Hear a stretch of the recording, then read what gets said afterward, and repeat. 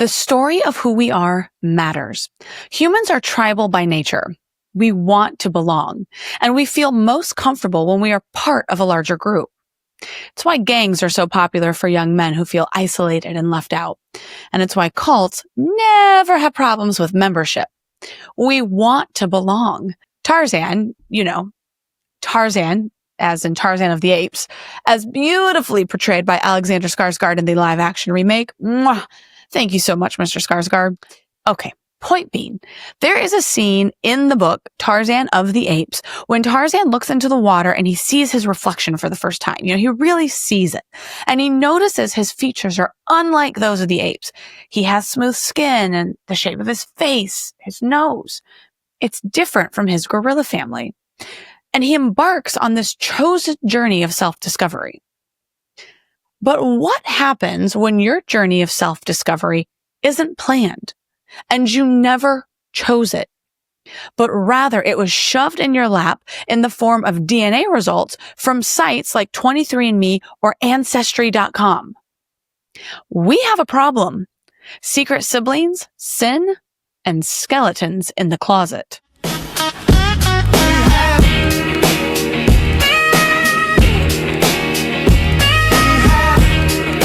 Lorna has a big laugh and an even bigger heart. Her Kentucky roots run deep. Most women would kill for her perfect olive complexion and her chocolate brown eyes. Her three sisters, on the other hand, all have blue eyes and fair skin.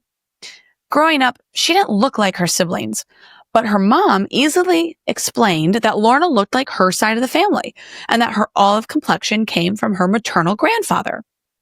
It always bothered Lorna. I was the ugly duckling because when you don't look like anyone, then, okay, something's wrong with you, right? You think, oh, what's wrong with me that I don't look like anyone? And so I always kind of felt out of place, odd, but I kind of bought the story that she said. I bought the story that I looked like her family was in California. So back in those days, you didn't travel. I didn't see them. Maybe 10 years would go by. We wouldn't even see each other. We wrote letters, if you can believe it. Long distance was expensive. You couldn't even call people. It was just a different time. I felt odd because I didn't look like them, but I never felt not a part of the family. At 60 years old, Lorna's husband, Daryl, suggests they get their DNA tested. This is around 2017 when all of the big services were offering deals to get customers to use their at-home kits. Lorna remembers that Ancestry.com was offering a $99 special. He just kind of half jokingly said, hey, let's get our DNA done because you don't look like any of your family. And I'm thinking might be somebody generations back that, you're going to pop up to be looking like. And so I just kind of laughed. I was like, all right, no big deal. All right, fun, whatever. They send their kits to the Ancestry DNA lab. And at the time, it was taking around 6 weeks for results to come back. His came back and it was totally what we expected, just kind of a Heinz 57 variety. A little bit of this, a little bit of that. And then when I got mine back, it was 50% Greek. My mother is Wales and my father was English. His last name was Williams. No Greek in there, right? And I was such a novice about it all. I didn't really get it. I was like, well, mom's got to be Greek. I mean, maybe she's wrong because I knew my dad wasn't. But my mom had dark hair and dark eyes. Now, she was more fair complected. But I went to her and I said, Mom, this is so crazy. My DNA came back that I'm half Greek. And she's like, what? And of course, by this time, she's like 80, right? I said, so we need to do your DNA because, you must be Greek. Meanwhile, I asked my sister if she would do her DNA. Devon's had come back and it was as a half sibling. And that's when I really kind of went into real shock because I knew what that meant. Even though for the life of me, you are just totally just out of your mind at that point with like, what the heck, is this all about? I mean, I was 60 years old, for God's sake. Basically, half of me died in that moment. The person that I grew up as 60 years of knowing, half of that was a lie and it was gone. It was like a deep hole, just a hole just sucked that in. I went to my mother and I said, now, Mom, You can either tell me the truth or I will find the answers because this is not right. Something's wrong. At this point, Lorna says she just felt raw. And instead of going into her emotions and feeling that deep grief, she goes into search mode. She wants answers. And honestly, I get it. When you find out half of your life might be a lie, it consumes you. There's a hole and a void that has to be filled. That's when I hired the people from Ancestry.com, who was the only place I had my DNA on at that time. I hired them to find my birth family because I didn't even know how to start. They looked at my DNA and they said, well, you're half Greek from the island of Crete. They knew that because distant matches were coming up with name endings that indicated that they were from that island. If you have a Greek name and it's K-I-S or K-E-S or K-A-S or something like that, then those are indications that you're from the island of Crete. They said because Greek people did not start immigrating over to America until about 90 years ago. It's been about 9 years since I've known this, so about 100 years ago now, but still very new. We don't have the data, the paper trails, the information that we have on a lot of other people who can trace their ancestry back to the Mayflower or whatever. Sure. Yeah. Hundreds of years of ancestors and you're kind of fresh.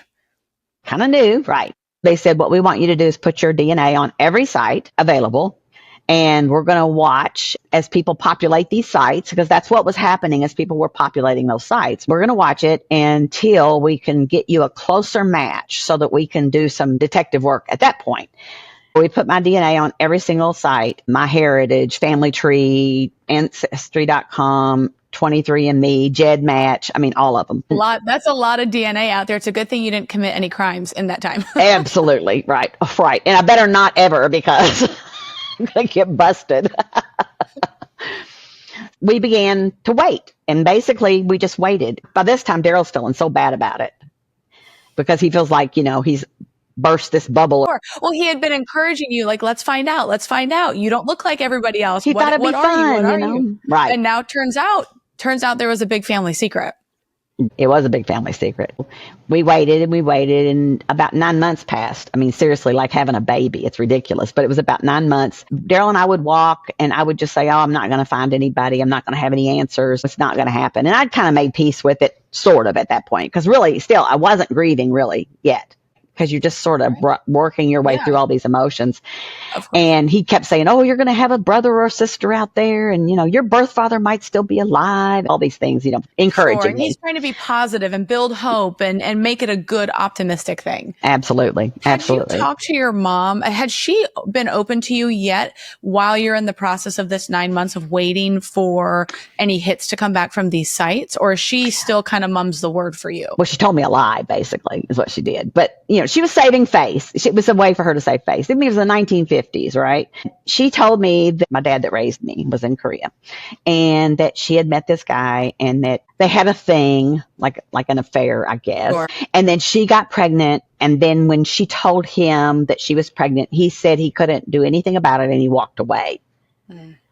Which, why would you say that to a child, right? I mean, even an adult child, why would you say that your father didn't want you, right? Right. But she was saving face. I mean, absolutely saving face because later on I found out that that's not true. So she gave me a name, but it wasn't the right name. She did give me a little bit of information that helped in that she said that he was stationed at Parks Air Force Base in 1955 and his family was from the East Coast somewhere. Even though, like I said, the name wasn't correct, which that made me think, okay, you would have known his name if you were really having a thing, right? Sure, of course, right. You would hope.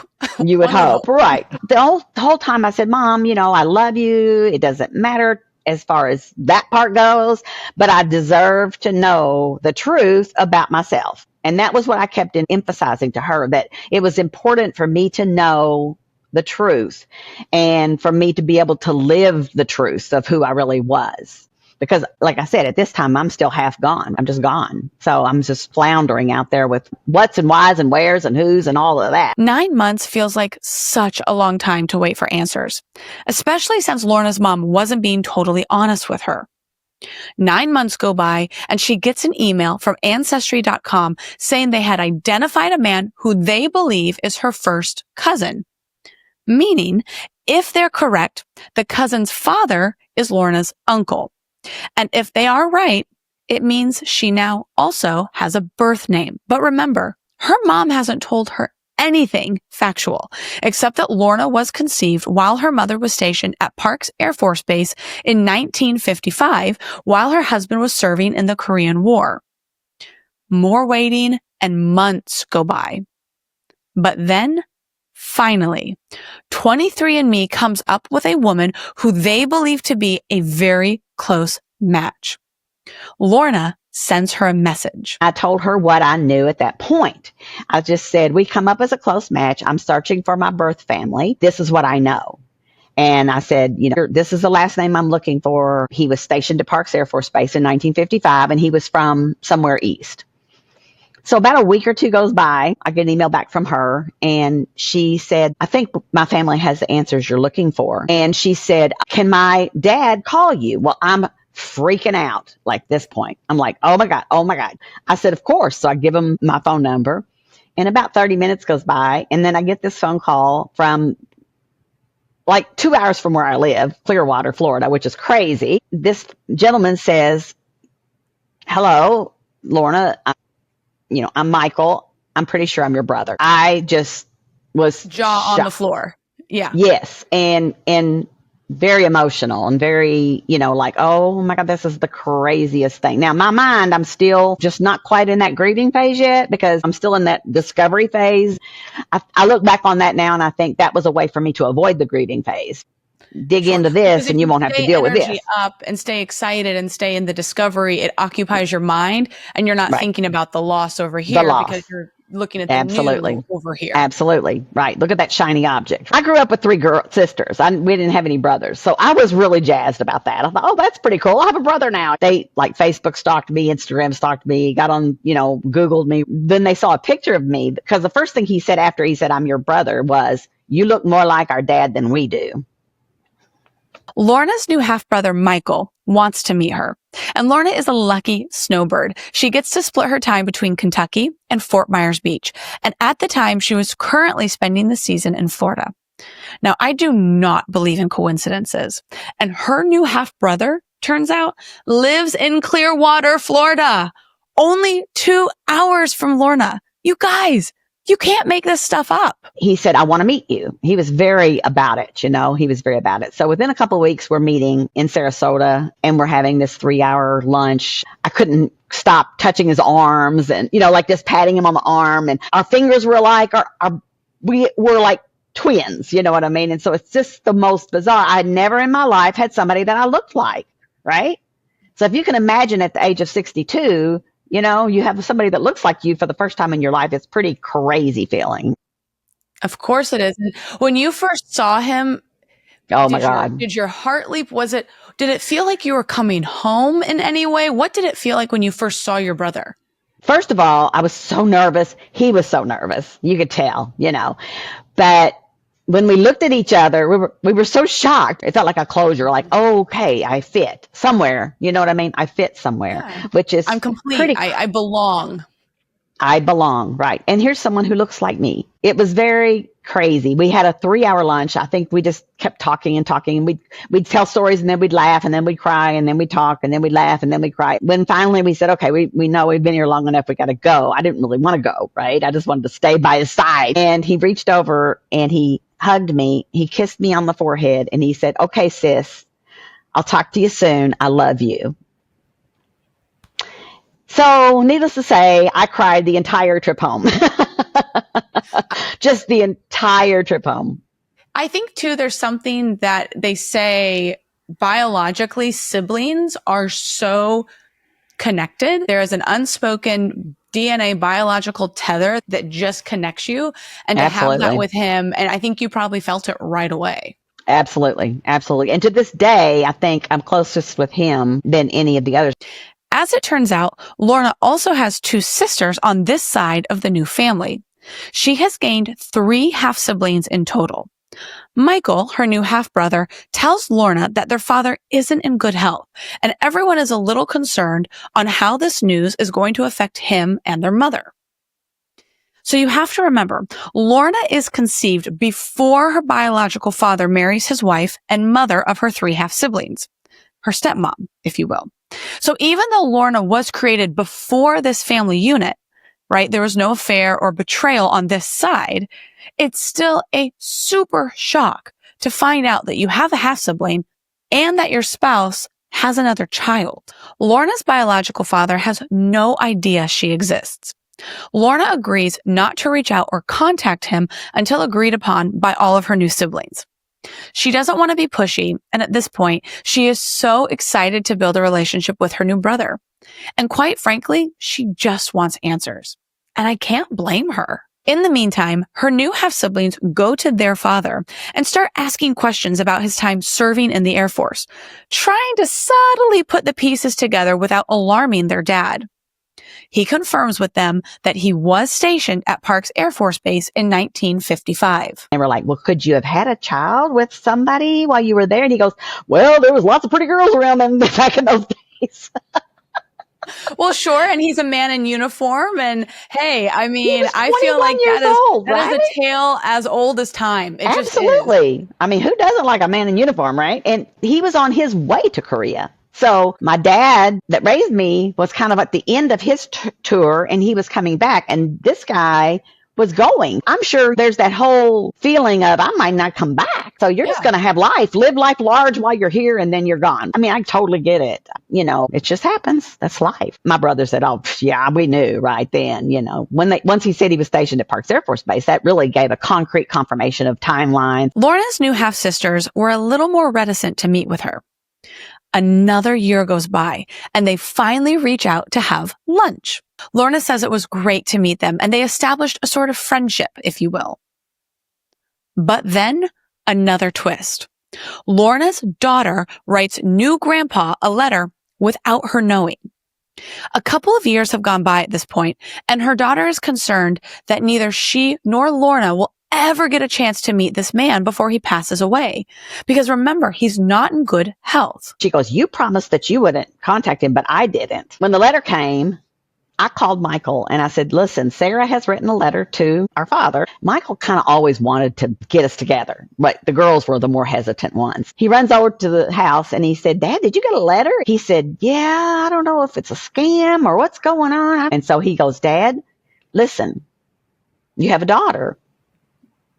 And he said, what? And he said, you fathered a child when you were in the service. He was real quiet about it. He goes, oh my God, you know, a good man, you know. And my brother said, what do you want to do? And he said, I want to talk to your mother. Oh, sure. He brought the mom in. She was very understanding, of course. It was prior to her. They asked the mom, what do you want to do? And she sat there for a minute, and you could tell that she was kind of working through. I mean, they were in their 80s, so, you know, it's hard. And finally she said, you know, because they're full-blood Greek from Crete, what would Jesus do? Jesus would have her to lunch. You need to invite her to our home. Well, then it was Katie bar the door because they were all calling me and saying, you got to come. It was all this big thing. And I said, okay, I'll come. And this was like on a Tuesday. And I said, I'll be there on a Saturday. Well, then Michael calls me back and he says, Dad's really having a lot of anxiety. Can you come tomorrow? Just come. And I said, yes, I'll be there. Wow. So Daryl and I drove up to Clearwater, and he's got a video, and it's hilarious because I'm walking up. Daryl's behind me videoing, sobbing uncontrollably.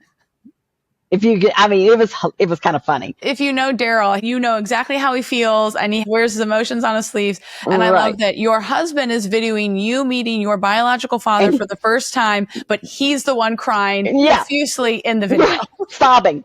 And then she opens the door and she opens her arms and she said, it's so nice to meet you. I've heard so many wonderful things about you. Please, I want to welcome you to our home. So she was very welcoming. I gave her I had a little bouquet there, and then I gave her a hug, and Daryl's behind me saying, I just wanted to video, you know, and he was like trying to talk, but he couldn't talk. Meanwhile, you, who has been through so much trauma and I'm in shock. You're there. You're in I'm shock. Just there. And Daryl's a mess. Right. My brother comes up to the door and he was like, you know, this is my mom. And he gave me a hug, and then I was in this little entryway. And so I had to kind of run the gauntlet of like the brother, the sisters. One sister is holding her camera up doing a FaceTime because her son, who was in New York at the time, had met me. He had actually met me, and he was wanted to see the event, right? I mean, they're just that big Greek family, right? Of It's all course. about family, which is so beautiful to me. Yeah. Well, and it is beautiful that I think what's also beautiful is everybody is welcoming you with open arms, and it's not just your biological half siblings and your biological dad and then kind of your stepmom, if you will. Right, right. Which a lot of people don't get, let me tell you. I can imagine, but I guess it would be your nieces and nephews that Right. want to be a part of this. And I absolutely. love that. Absolutely. So her son was on the phone, like FaceTiming, and she's kind of like teary-eyed, and my other sister's everybody's kind of teary-eyed. I walk in and there's other relatives or whatever, and then there's my dad and he's standing up and he's got a walker and he stands there. I came up to him and I'm like, well, it's nice to meet you. And he said, it's nice to meet you too. And then he says, you didn't know you had such a good looking dad, did you? Now you got to understand, it was just so funny. And I said, no, I didn't. And then I kind of came around and gave him like a side hug because, we had the walker over there, and I kind of gave him a side hug. And Daryl's video and taking pictures. And oh my God, the pictures, it's like twins. We look like twins. So You're going to crazy. have to send some of those to me. I would love to see them. I will. It's just bizarre how we look alike. When you saw your biological dad for the first time, was it that same recognition of seeing yourself in him like it was when you saw your half brother for the first time? Yeah. Absolutely. Absolutely. It's a very odd feeling, I will say. It's not something that I've ever experienced before, and I don't think I'll ever experience again. To walk up to a stranger, basically, that looks just like you is a very out-of-body experience. Like you're there, you're observing, but you're not just like sort of out of it. And not only do they look like you, but again, there's that energetic field of that you are biologically connected. And our hands were just alike. And when he would tell me things, it was just like it was like me talking to me. Right. The way his mouth moves, shapes of his nose, all of that. Yes. Eyes, or the way his face crinkles when he laughs, right? Stuff like that. I can imagine you're just looking at thinking, that's where this came from. Yeah. That's where this came from. Right. This is why I'm the way I am. This is why I talk with my hands. You know what I mean? This is why I tend to get loud. This is why I'm this way. This is why I'm that way. It just puts it all into a picture that makes sense, like a puzzle piece. It's right there. Everything's there, which I've never had in my life. And when I looked in the mirror the first time after finding this out, that I was half Greek, I always thought I was ugly. And I was like, holy crap, I get it. You're Greek. This is why you look this way, right? And because all my sisters were blonde and English, Irish kind of look, I had redheads and blondes, and there was a little old dark me, right? So in that respect, it was kind of weird, but comforting to know that, oh, okay, I'm not ugly. I'm just Greek, and it's beautiful. That part was kind of exciting over time. This story is so wild to me. Can you imagine living 60 years thinking you're from this culture or this heritage with these parents and this siblings and this is who I am, this is where I'm from, only to realize half of your identity was missing all along? I love that Lorna gets to meet her real dad and, for the most part, is welcomed into their fold with open arms. Sadly, from all the research I did, it seems most stories don't end up this way. A lot of times the new family doesn't want anything to do with the revelation, and the family of origin feels betrayed that a well-kept secret has come to light. Lorna admits she was blessed on both sides. Her sisters are incredibly supportive and even ask how her new family is doing. But I kept coming back to this question. What did her dad know? The one that raised her and loved her. If you ask anybody in the family, they will tell you Lorna was his favorite daughter. So, did he know that she wasn't his true biological child? Unfortunately, Lorna will never get the chance to ask him because he passed away before Lorna took that first DNA test. But she did get an answer from a surprising source. One of her sisters. I had one sister, the one that was the older one next to my age. She would have been the oldest of my dad. She worked with my dad as a barber for several years. And she would kept saying, why do you want to know? What does it matter? This is not important. It doesn't matter. Well, As it turns out, when she was in her 20s, now remember, so by this time she's 2 years behind me, so she's in her 60s too. Her and my father, my dad, had gone out after work and they'd had a cocktail or two. So my dad proceeded to tell her a story. What he said to her, which I found out later because she did not want to tell, right? She had made a promise to Daddy that she wouldn't tell. He said, whenever I came back from the service and I brought Lorna and your mother home for the first time, he was from Kentucky. So my mom traveled home back to Kentucky and me as a baby. His mother, who was, she was something. She was funny, but she was something. Anyway, she took one look at me and said, that ain't your baby. And he said, yes, she is. And I don't want to hear another word about it. What a good man.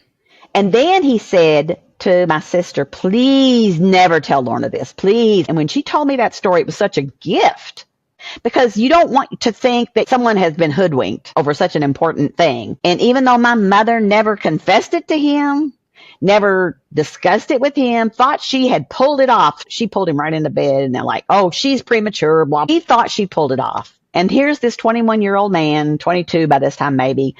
So maybe he was hoodwinked at first, but whenever he got me home and that conversation took place, I guess by that time he was not going to have any part of it. You know, I was his and that was all that mattered. For me, that was a really gift. And I told her that. I said, don't you think he wanted me to know subliminally somewhere? Or why would he have said that story to you if he was trying to keep it a secret? Right? I mean, why would he do that? And she's like, well, I promised him. And I'm like, Denise, he's passed. He knows and he's fine with it. Trust me. I think you're right. I think he did want you to know. And I think what he wanted you to know was that it didn't matter to him because you were his daughter and he loved you unconditionally. You were his baby and you were his firstborn. And there was nothing that was going to change that. And I think that speaks it's a beautiful thing about who he is as a man and as your dad.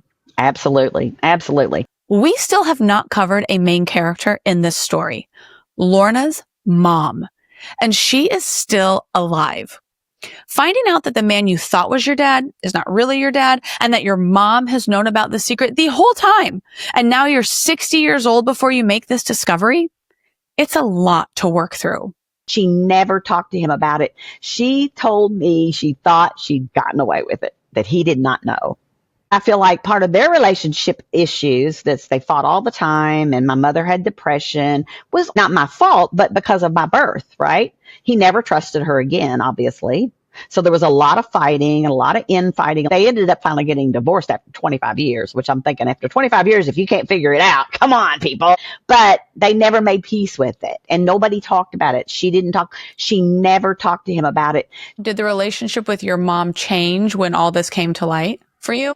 Not on her end. I think she lived with it for so long. She's still alive.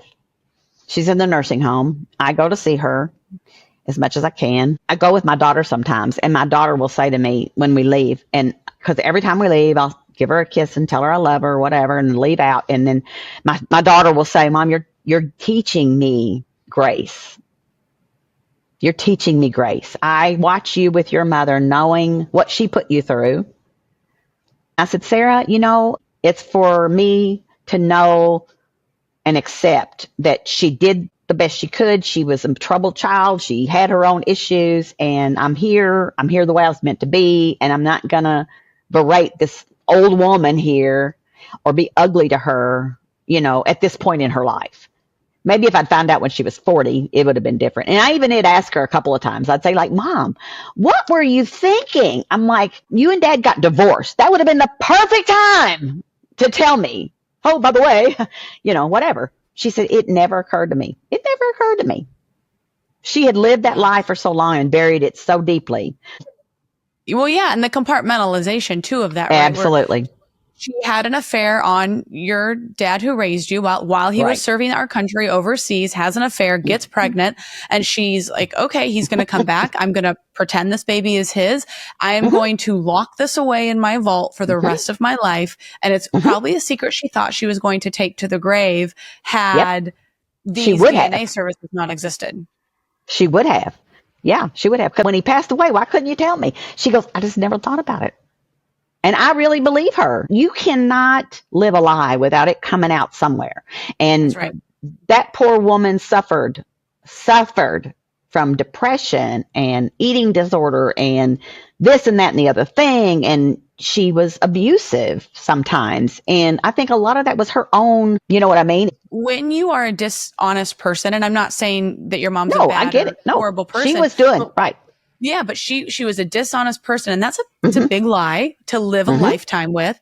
And when you push that down, you have to bury that so deep. Well, the fear of being found out, having to make sure that you're keeping up with your stories, being a liar is hard. Yep. And I think resentment and bitterness and anger and frustration, and it comes out on top of it because you're constantly covering your tracks. And I think you're 100% right that if she was at times emotionally or verbally abusive or was angry at your dad or they fought a lot or there was resentment and bitterness, it probably manifested because deep down she knew she's living a lie, and you can't be authentic if you're living a lie. No, you can't. Exactly right. It's exactly right. And I, feel bad for her. That's a long time to live like that, right? I mean, 60 it's amazing years. To me, it does show your grace that you do feel bad for her that she lived with that lie that long. I do feel bad for her. I mean, God, I would hate to be miserable like that all my life, And her in-laws, my dad's family, treated her like crap. Well, I never knew why. Well, now I know why. They felt like she had hoodwinked him, and they felt like that she was a bad person. Right. But she was just a kid. She was 20 years old, She was a kid. And, back then it was shameful. It was shameful, and you hid it, and it was always the woman's fault. And I mean, it was terrible back then, And so I have to remember and understand the time that it was. And I think acceptance of it for me is easier because I have been surrounded by support and love. When I met my dad, one of the very first things he said to me was, "I am so sorry. I had no idea."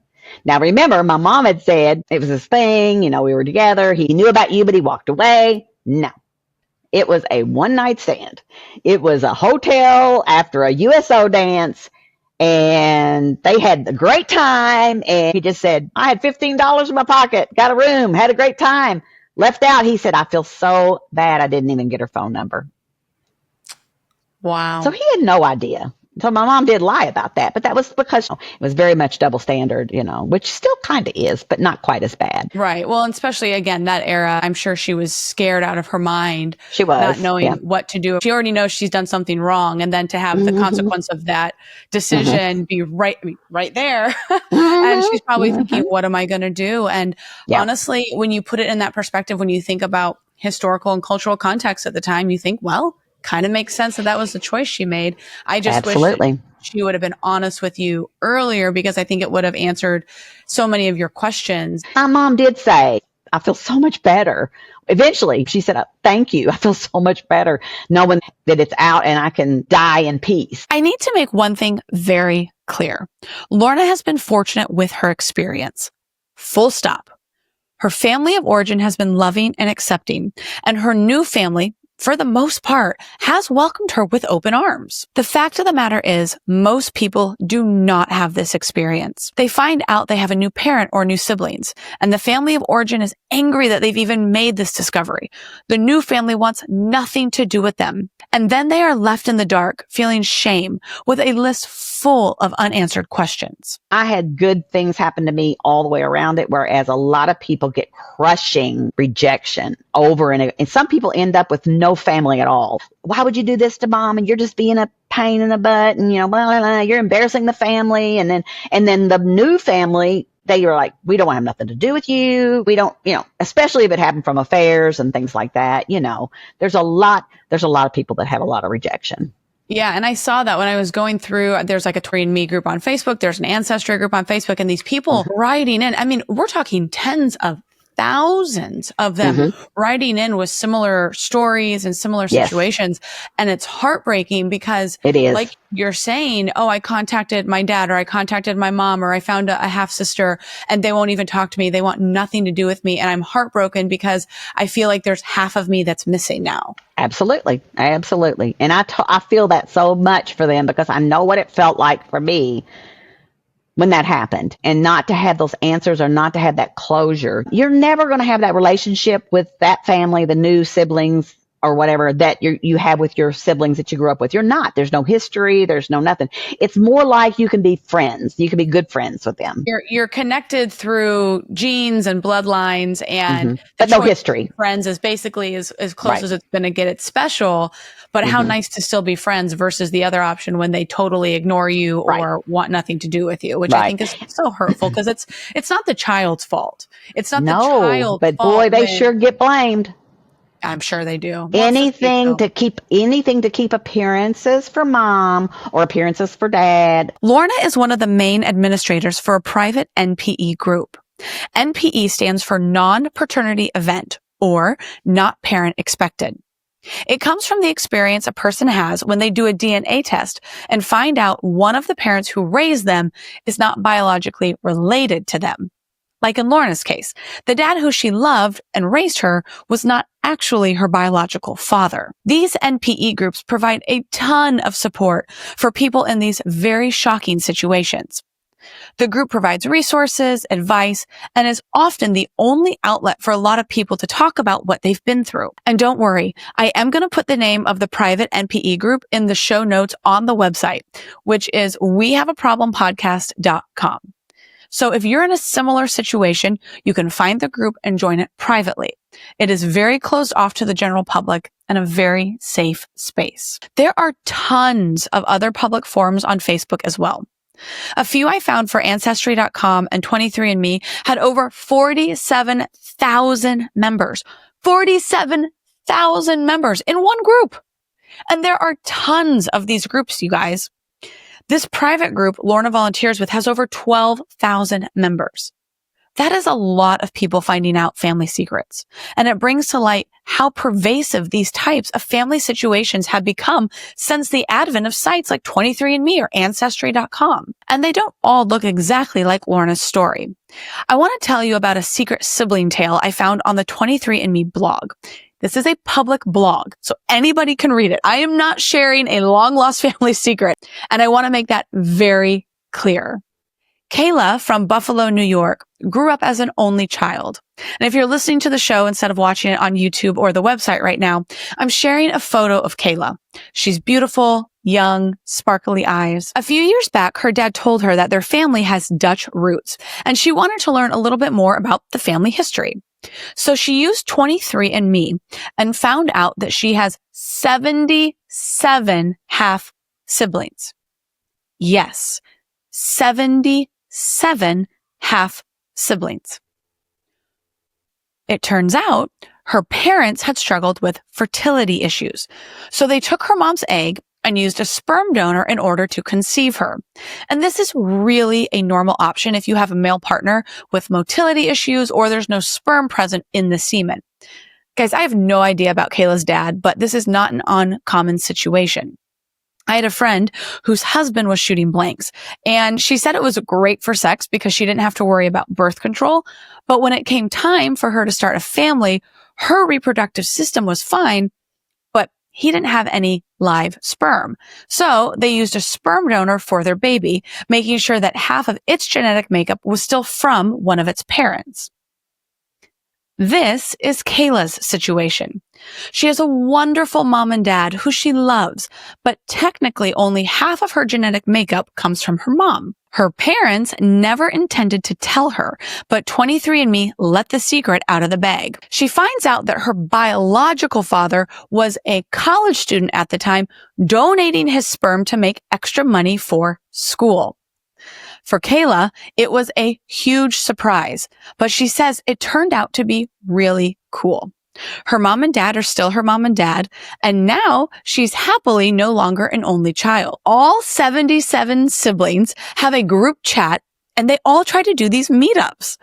According to the blog I found on the 23&Me website, a lot of them get along great. And one of her siblings even keeps a spreadsheet for tracking all the new additions to their family. Here's a photo of one of their sibling meetups in Nashville. And if you're listening to the show, hop over to my YouTube page and you can see the photo under this episode. Or visit WeHaveAProblemPodcast.com and I'll put the photo in the show notes. So yes, this is a photo of half siblings from all over who share the same sperm donor father and have, for the most part, discovered each other through services like 23&Me. Kayla is in the front row, red dress. I reached out to Kayla on Facebook and Instagram because I really wanted to talk with her and include her in this episode.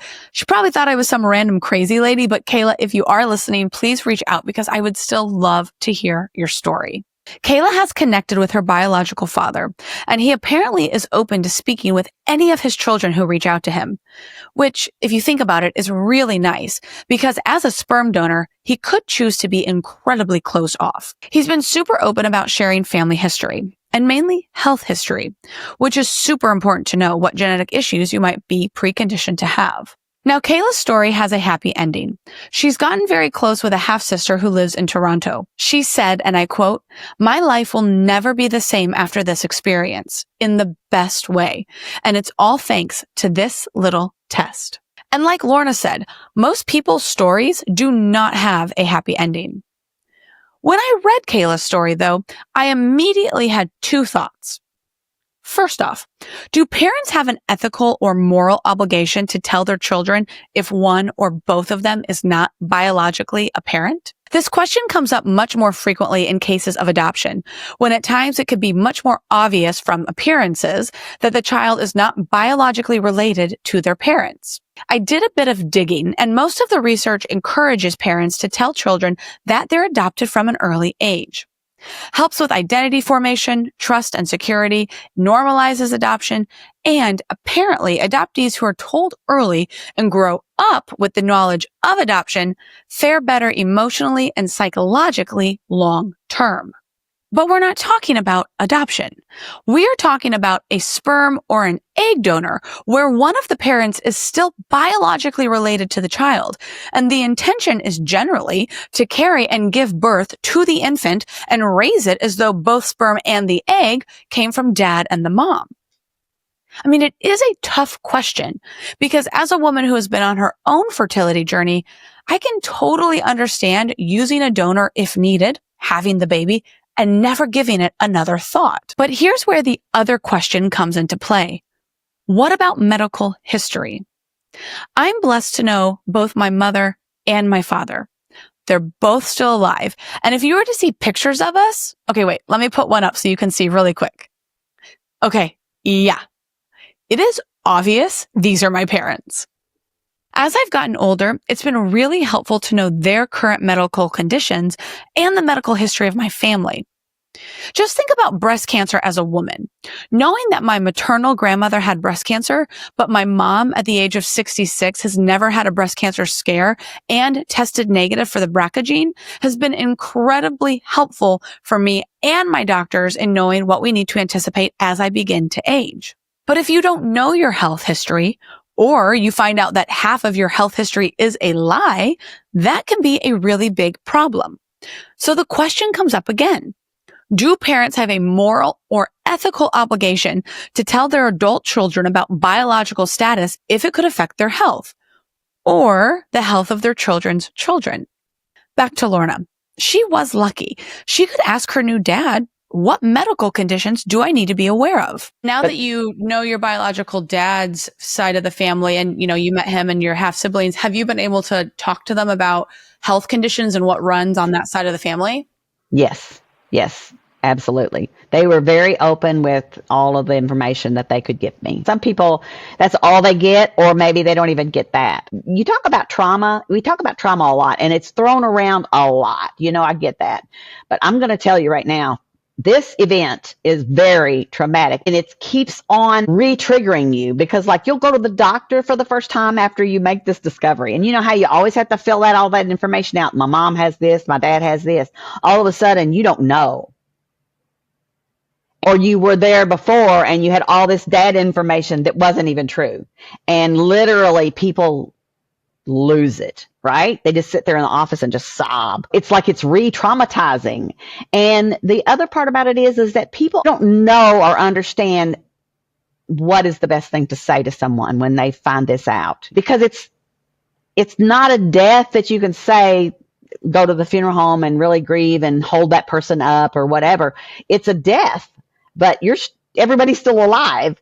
And so they don't know what to say. And a lot of times they'll say, well, your dad's still your dad. And, that is not helpful in that moment. It's just not. People mean well. And it comes from them being uncomfortable. They're trying to soothe themselves in that moment by saying, oh, she's okay, because her dad's still her dad. What would be helpful to hear in that moment? What did you need to hear? I think people need to hear, I am so sorry that this has happened to you. How are you feeling about it? What do you think? What is this going to do? And how can you get through this? And what can I do to be a friend to you? What can I do to help you get through this? It is like a part of you dies. A part of you dies. Absolutely. And a world that you knew and grew up in, and all of a sudden you're looking in the mirror thinking, who am I? Who am I? Right. Where do I come from? Because half of you isn't just what you thought it gone. Was. Right. Just gone. Yeah. And this group that I manage, we're over 12,000 right now in the group. And people are still joining daily. And it has been a lifesaver because some people have no one that will listen, no one that they can talk to except us, that fellow NPE members. And the group is very shut down, very private. You have to go through a gateway to get in and you have to answer all these questions and you can't be media. It's their safe space. And so we guard it very, very, very carefully. It has also been a lifesaver for many people, many people. All of this brings up another question. Are these DNA testing sites causing more harm than good? The data suggests about 1 in 20 people who use consumer DNA tests will discover a secret half or full sibling. About 3% of users will uncover a non-paternity event, just like Lorna discovering that she had a different biological father. Overall, 5 to 10% of people who do a DNA test might experience life-changing surprises related to family identity. I do not remember seeing that disclaimer on the website.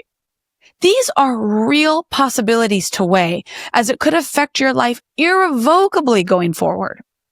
And I'm not saying that the truth isn't powerful or righteous, but it also brings to mind the other saying we all know. Ignorance is bliss. As I was preparing for my interview with Lorna, I heard about another parentage story from a DNA test that really crushed my heart. A woman, let's call her Nancy, grew up in a very rural farm town way out in the boonies of Wisconsin. A small town where all the families had farms and all the families knew each other.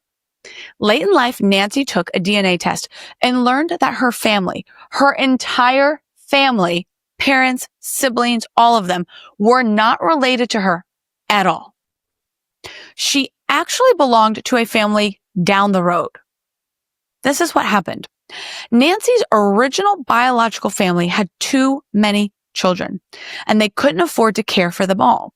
So they gave Nancy to a family up the road who did not have enough children to help work on the family farm. And they took her in and they loved her and they adopted her as their own. You guys, I have learned this was a very common practice in rural farm towns. If you have too many kids, let the neighbors down the street adopt 1 or 2 of them. Everyone needs hands to work on a family farm, so it just seems natural. The comfort we know today is not what the generations before us experienced, and it would do us well to remember that. When Nancy found all of this out, it absolutely crushed her. She knew that she wasn't a Jones, she was actually a Smith. And to make matters worse, she knew the Smiths. She grew up with the Smiths. They lived just down the road at the other farm. Those were actually her real siblings and her real parents, not just the friendly neighbors. Her daughters say this truth ruined her, sank her into a deep depression for years. She did not know how to reconcile this revelation, and her daughters believe that it ultimately killed her. It's tragic. I asked Lorna what she thought. Is she happy with her new truth? Are you glad that you found out? Do you think that these services are helping people, or do you think it's hurting people? There's parts of it that I wish I didn't have to know. The half thing, being half of somebody, not being a whole sister or a whole brother. But there's also parts of it that it led me on a journey of self-discovery. It gave me the courage to work on me, to be the best person I can be. Even at my age, I've learned and grown so much through the experience. But like, again, I've had positives, not so many negatives. So I'm not going to say that everybody can do that. There's a lot of people that truly have no one. The nuances of this discovery are so varied and huge and life-changing. And if you think about identity too, think about ethnicity. We have people who, like me, I didn't know that I was half Greek. You talk about the Greek part of it. I grieve the fact that I didn't get to really be Greek.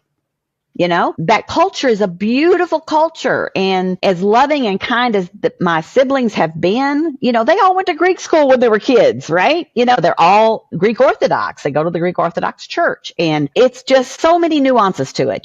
People find out that they're Jewish, that people find out they were black. They thought they were white. People thought that they were white. Then it's just like, back and forth. So many things about it that are earth shattering, in ways big and small. I had a lady today on the group whose dad is very famous. And she didn't give a name, but she said he's very famous. Everybody would know him. And he says, don't bother me. Don't bother me. I don't want to know you. I don't want to get to know you. The wife's being a butthole about it. Everybody's just being ugly about it. And this is a very famous public figure. What do you do with that? How do you go on and become who you really are when you're not being allowed to be who you really are? When I first told my mother about it, she said, oh, please don't tell anyone until I die. Now, my mom's still alive 9 years later. And I just looked at her and I said, Mom, I cannot make that promise to you. This is my story now. I have to do what's healthy for me. And she pretty much accepted it. She had to. It's your truth. Yes, it's part of her story, but it's also part of your story. And you have every right to investigate, discover, and talk about it if you need to as part of your healing process. Absolutely. Absolutely. And I cannot imagine these poor individuals who are sitting there stewing in this and not able to be doing that self-discovery because they are not given the information or they're not allowed to talk about it. These people aren't allowed to talk about it. Oh, God, that breaks my heart for them. And I think some members of my family wish I wouldn't talk about it because they remember my dad that raised me. And I think they think maybe for some reason that's being disrespectful to him, even though it's not. It's really glorifying him. It's really holding him up to a high standard. You know what I mean? Oh, yeah. Honestly, when I sit here and listen to the story, I think the dad that raised you is pretty freaking amazing because very early on and said, still my daughter, still love her, not going to change how I raise my child. He adored me. He was so good to me. He really was. We grew up in a southern town, like a little southern town where everybody knows everybody. And even though a lot of people knew or figured out, they all said I was the milkman's daughter. I got made fun of all the time. Because I'll send you a picture of my sisters and I growing up. It's hilarious. But I always got called the milkman's daughter. And I'm going to tell you, I can not count how many in our group are actually the milkman's children. That was really a thing. These milkmen would deliver the milk. No, I'm not kidding you now. They would deliver the milk to the door and deliver a little something on the side.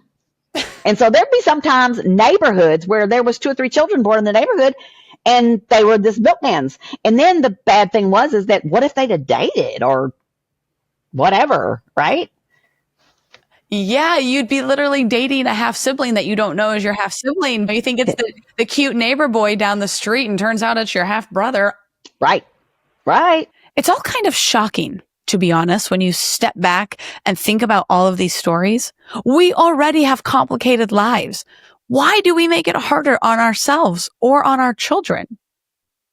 I am not judging, and my heart breaks for everyone who has learned that they have a secret sibling or a secret parent.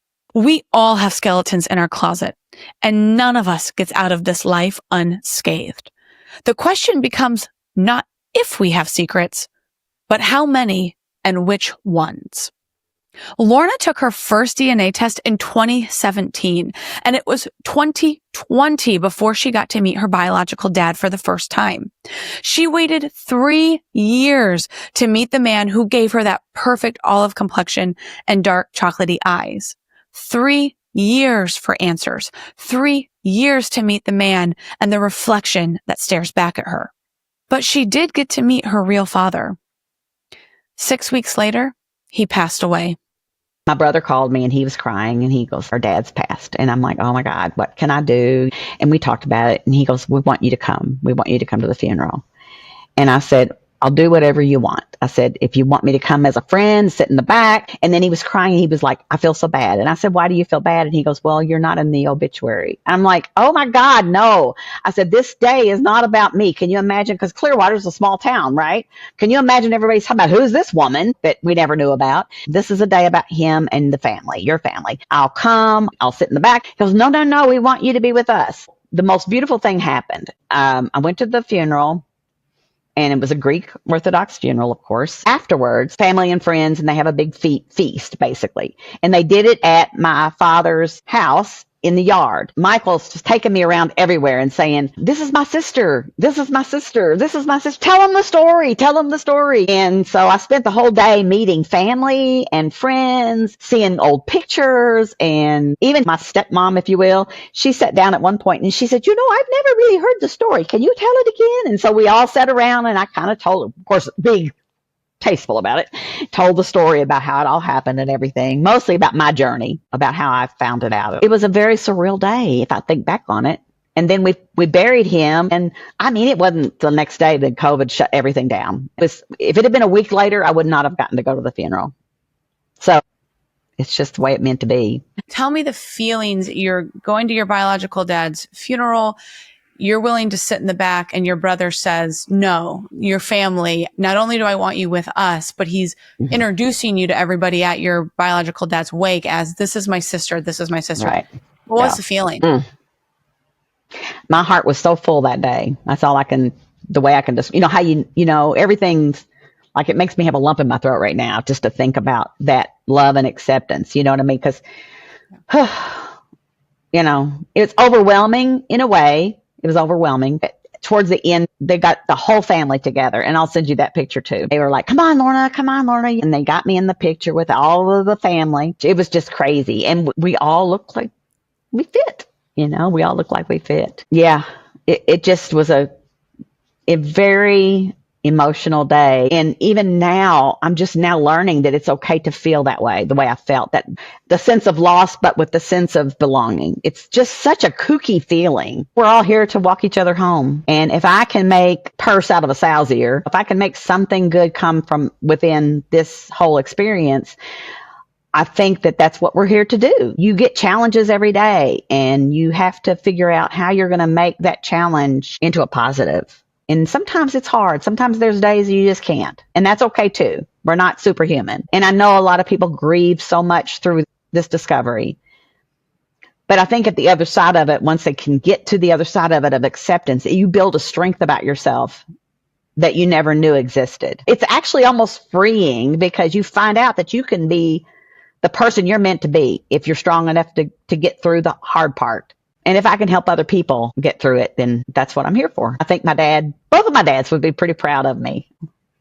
I think my dad that I didn't get to see but 2 times and talk to on the phone once, I think that's sad that I won't get to know him as much. But then I think where he is now, he can see all of that, right? He could see me as a little girl. He knows all that story now, right?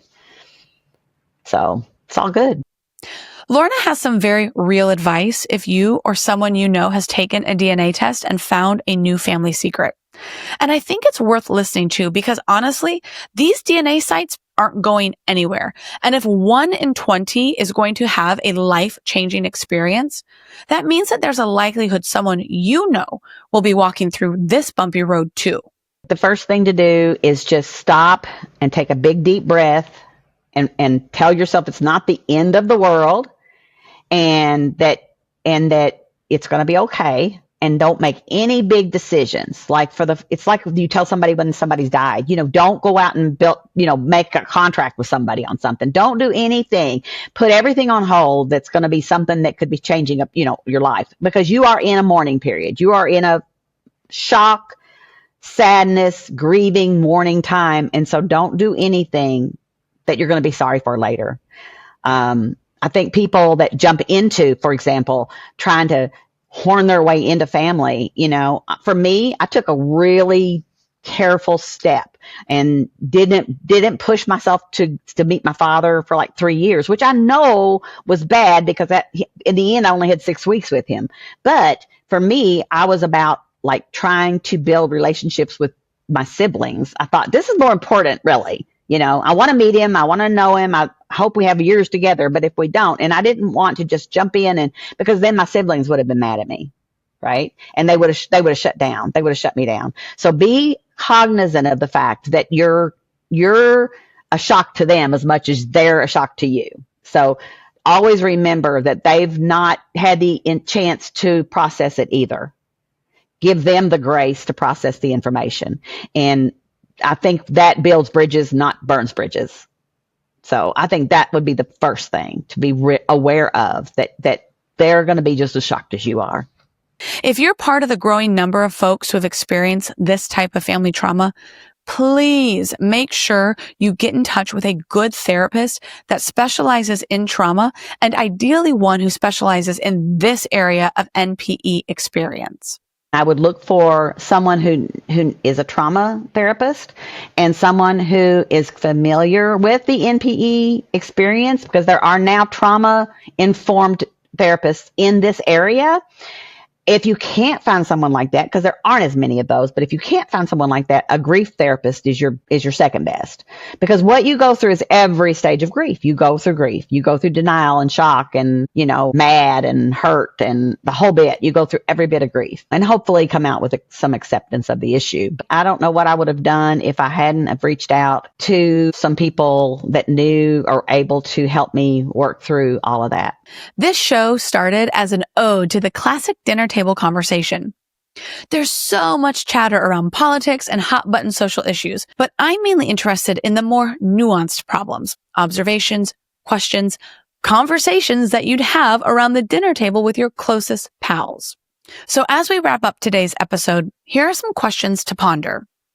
Do you think DNA services like 23&Me are helping or hurting the majority of people? Should parents disclose the truth to their children if one of them isn't biologically their parent? And the big one, the one which speaks to the heart of truth versus blissful ignorance. Would you want to know if the discovery would forever alter your life going forward? Thanks so much for tuning in to We Have a Problem. I'm Kaylin, and I believe the more we talk, the more problems we solve. It would be so helpful and amazing if you would subscribe to the YouTube channel, leave a review wherever you listen to your podcast, or share this episode with a friend. That small action will make it possible for me to keep creating better and better episodes going forward. So I'm thanking you now ahead of time for all of your support. And remember, whoever pursues righteousness and love finds life, prosperity, and honor. The ocean rise, but no one sees. The air is thick, we barely breathe. We paint the cracks, pretend it's fine, but every clock is out of time. We have a problem we ignore. We shut the window, but it's knocking at the door. It's a whisper, it's a scream, it's a shadow in the dream. We have a problem, and it's tearing at the core. The forests fall like dominoes. The ground is shaking, no one knows. We laugh, we scroll, we kill the noise. We drown the truth in louder toys, but the silence roars louder still. The void we made, we cannot fill. We have a problem we deny. It's in the water, it's written in the sky.